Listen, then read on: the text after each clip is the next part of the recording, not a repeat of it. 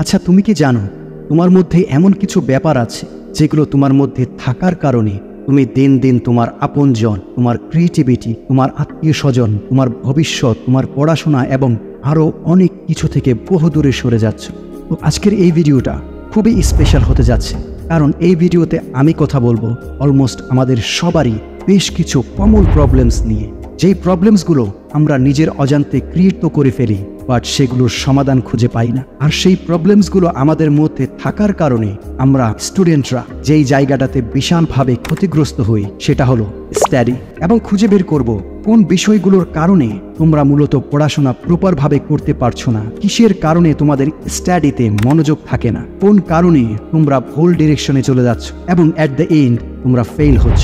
এবং এমন কিছু পাওয়ারফুল টিপস শেয়ার করব যা তোমার স্টাডিকে ইমপ্রুভ এবং পড়াশোনায় মনোযোগ বাড়াতে অনেক অনেক সাহায্য করবে। এখন তুমি ভাবতে পারো পড়াশোনার মধ্যে এমন কি প্রবলেম আছে যা আমরা নিজেরাই ক্রিয়েট করছি। বলছি, ভিডিওটি শেষ পর্যন্ত দেখতে থাকো, আশা করি অনেক কিছু শিখতে পাবে এই ভিডিওতে। First of all, number 5, give up your all bad habits. তোমার প্রত্যেকটি ছোট বড় খারাপ অভ্যেসকে ত্যাগ করতে হবে। তোমার মনে হতে পারে আমার মধ্যে আবার কিসের খারাপ অভ্যেস, আমি তো একজন ভালো ছেলে। কিন্তু আমি জানি তোমার মধ্যেও সেই খারাপ অভ্যেসগুলো আছে। অধিকাংশ স্টুডেন্টদের ভেতরে এই খারাপ অভ্যেসগুলো আছে। আচ্ছা, তুমি মনে করার চেষ্টা করো, সকালে ঘুম থেকে ওঠার পর থেকে শুরু করে রাতে ঘুমোতে যাওয়ার আগ পর্যন্ত তুমি কি কি অ্যাক্টিভিটিস করো। অ্যান এক্সাম্পল, কয়েক ঘন্টা তুমি ইনস্টাগ্রামে রিলস দেখো, কয়েক ঘন্টা তুমি ফেসবুকে সময় দাও, আর কয়েক ঘন্টা টিকটকের ফালতু ভিডিও দেখে সময় নষ্ট করো, আর কয়েক ঘন্টা তুমি মোবাইলে গেমস খেলে পার করে দাও। টিকটক, ইনস্টাগ্রাম, গেমস আর ফেসবুক মিলিয়ে তুমি দিনে মিনিমাম 4 থেকে 5 ঘন্টা নষ্ট করো। তারপর পয়েন্টলেস টপিক নিয়ে বন্ধুদের সাথে আড্ডায় আরো 1 থেকে 2 ঘন্টা নষ্ট। এবং ফাইনালি যখন তুমি পড়তে বসো তখন বিভিন্ন রকমের নোটিফিকেশন তোমাকে স্টাডি থেকে ডিস্ট্র্যাক্ট করতে থাকে। কখনো কখনো যে রিলসগুলো তুমি দেখেছিলে সেই রিলসগুলোর কোনো দৃশ্য তোমার মাথায় ঘুরতে থাকে, যার কারণে তোমার পড়াশোনা থেকে আরো মনোযোগ হারিয়ে যায়। এইভাবে করে তোমার দিনের 75% সময় তুমি নষ্ট করো এই খারাপ অভ্যেসগুলোর কারণে। ভেবে দেখো, তুমি যদি এই সময়গুলো তোমার পড়াশোনার জন্য ইউটিলাইজ করো তাহলে তোমার পড়াশোনায় কতটা ইমপ্রুভমেন্ট আসবে। হ্যাঁ, অন দি আদার হ্যান্ড, এই অ্যাপসগুলোতে কিছু ভালো ক্রিয়েটর আছে যারা এডুকেশনাল, লার্নিং অ্যান্ড স্টাডি নিয়ে কন্টেন্ট তৈরি করে। তাদের ভিডিওগুলো তুমি দেখতে পারো মাঝে মধ্যে, এবং বাকি যাদের রিলস বা ভিডিও তোমার স্টাডির সাথে একেবারে রিলেটেড নয় সেগুলোকে টোটালি অ্যাভয়েড করো। এবং তোমার সময় নষ্ট করতে পারে এমন কোনো অ্যাপস যদি তোমার মোবাইলে থাকে সেগুলোকে আনইনস্টল করে দাও। Remember, good habits lead to great success. Number 4, develop productive habits.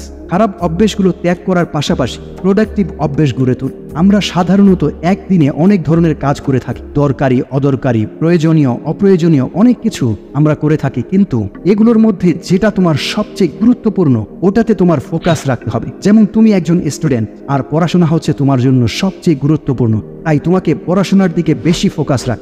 আর নিজেকে কোনো একটি পার্টিকুলার কাজে ফোকাস রাখার বেস্ট ওয়ে হলো ডিস্ট্র্যাকশন লিস্ট। কোন কোন বিষয়গুলো তোমাকে ডিস্ট্র্যাক্ট করে, কোন কোন বিষয়গুলো তোমার পড়াশোনার সময় বাধা সৃষ্টি করে, সেই জিনিসগুলোর একটা লিস্ট বানা। যখন তুমি এই ডিস্ট্র্যাকশন লিস্ট তৈরি করবে তখন থেকে এই লিস্টের প্রত্যেকটি পয়েন্ট তোমার মনে থাকবে এবং সেগুলোকে তুমি খুব সহজে অ্যাভয়েড করতে পারবে। আর এতে করে তোমার পড়াশোনায় অনেক ইমপ্রুভমেন্ট চলে আসবে। Number 3, time management. তুমি পড়াশোনা করো, জব করো, বিজনেস করো, যাই করো না কেন, এই প্রতিটি ব্যাপারে তোমার টাইম ম্যানেজমেন্ট খুবই গুরুত্বপূর্ণ। তাই তুমি তোমার প্রত্যেকটি কাজের জন্য টাইম টেবিল সেট করো এবং নিয়মিত সেগুলোকে ফলো করো। যদি তোমার কাছে 10টা কাজ একই সময়ে আসে, সেখান থেকে কোন কাজটা তোমার জন্য সবচেয়ে ইম্পর্টেন্ট সেই কাজটাকে তুমি ফার্স্ট প্রায়োরিটি দিয়ে বাকি কাজগুলো অন্য সময়ের জন্য ডিভাইড করে প্রত্যেকটি কাজের জন্য একটি নির্দিষ্ট টাইম লিমিট সেট করে দাও। এতে করে তুমি তোমার দিনের অনেকটা সময় সেভ করতে পারবে, আর এই সেভ করা সময়গুলো তুমি তোমার স্টাডিকে ইমপ্রুভ করার জন্য ব্যবহার করতে পারবে। নাম্বার 2, মোটিভেশনাল ভিডিও দেখো। মোটিভেশনাল ভিডিও দেখতে আমি কেন বলছি, আমাদের সবার জীবনেই এমন কিছু সময় আসে যখন আমরা স্ট্রেস, ডিপ্রেশন আর হতাশায় ভুগি। তুমিও যদি কখনো এমন কিছু ফিল করো তাহলে ইউটিউবে বিভিন্ন বিষয়ের ওপর মোটিভেশনাল ভিডিও পাবে যা তোমাকে এবং তোমার মাইন্ডসেটকে সঠিক জায়গায় ফিরিয়ে আনতে সাহায্য করবে। তার পাশাপাশি নলেজ বাড়াতে সাহায্য করে এমন কোনো বই পড়তে পারো, যেমন number 1 sapiens, a brief history of human kind. এই বইটা পড়লে তুমি মানব ইতিহাসের একটি বিস্তৃত ওভারভিউ পাবে, কিভাবে হোমোসেপিয়েন্সরা আমাদের বিশ্বে আধিপত্য বিস্তার করতে এসেছিল এবং আরো অনেক ইন্টারেস্টিং বিষয়। Number 2 thinking fast and slow, যা ড্যানিয়েল কাহনেমান সাইকোলজি সাবজেক্টের উপর লিখেছিলেন। এই দুইটা বই তোমার নলেজ বাড়াবে এবং তোমাকে নতুন চিন্তা ভাবনার দিকে নিয়ে যাবে।